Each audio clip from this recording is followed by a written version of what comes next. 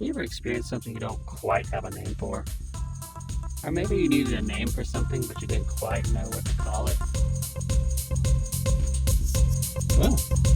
Well, I have. My chords.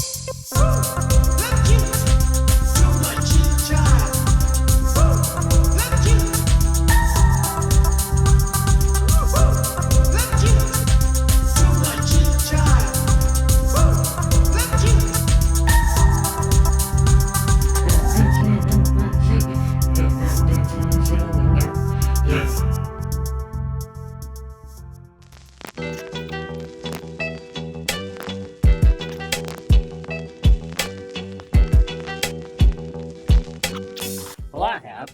So I had to come up with some names for things that I don't think has existed before. Well, I mean, the things existed, but there's no name for it. So I came up with some names. You get it. First phrase, Shush Brain. You ever watching a movie and the plot just doesn't make any sense, but you still want to enjoy the movie? Well, I have a technique for that. It's called Shush Brain. Whenever you're watching a movie and the plot doesn't make sense, just go, Shush Brain. Shush. Shh. Shh. Shush Brain. And then you'll find yourself being able to get to the movie a lot easier. Just stop thinking. At least it works for me. I feel stupid saying this. Second phrase. Messy pixel. So there's this aesthetic that is used in video games a lot nowadays. You might know it. It uses pixel art, but not like in a skin lines would make this really pop sort of way, but more of a you get the gist kind of way. Examples would be like Celeste, Animal Well, Carrion. Games like Replaced, Blasphemous, and even A Short Hike are kind of messy pixel adjacent. There's a little bit of a blurriness on the edges, which, is messy. Pizza Tower would be another good example. But Pizza Tower seems like it's more influenced by things like Ren and Stimpy and those old Zelda Phillips CDI games more than anything else. Maybe you call it stretchy pixel. Yeah, there we go. New phrase, extra bonus phrase. Third phrase, Worldwave. You remember the music from the late 2000s and early 2010s? Indie music that was inspired by music from around the world? Bands like Vampire Weekend, Bombay Bicycle Club, Givers, Crystal Fighters, and the very best. According to Wikipedia, it's just world beat, but I think given the different indie styles that are mixed in with it, it feels very different than the world beat of, say, Paul Simon. So knowing that ska has waves and it being another genre that mixes English-American styles with genres outside their experience, I named this genre Worldwave. I feel supported by the fact that Vampire Weekend recently said, when Vampire Weekend came out, especially with the song Holiday on Contra, we were actively trying to start the fourth wave of ska. They really only have like one ska song in terms of style, but they keep the spirit of ska alive by reaching out to the rest of the world. Unfortunately, the style of music has been discouraged due to controversy over cultural appropriation. But one day I think we'll see a comeback.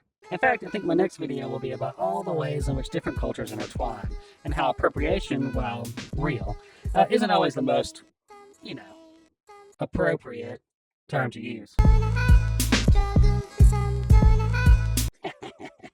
Yeah.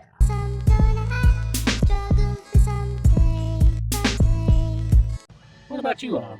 Any terms you use to describe things in your life, or genres you invented to describe a certain thing? Phrases that you use that only you use, and only maybe the people closest to you really understand what you're talking about? And people look at you weird when you say it, outside the context of the in-group. Does that happen to you?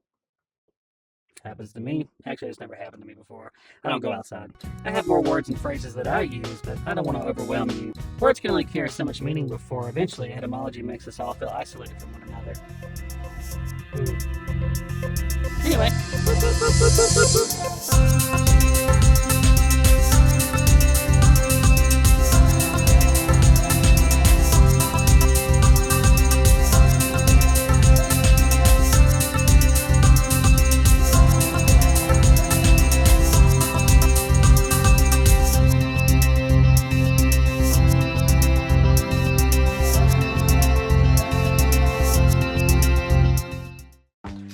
Watch this, y'all. It's gonna be fun. It's gonna take a while, but it'll get here in a second. Coming? We'll do it right. Okay, here they go. Look at this.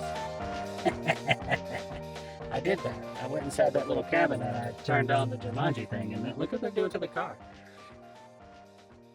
That's really cool. Just like the movie. Oh wow, he's really up that car.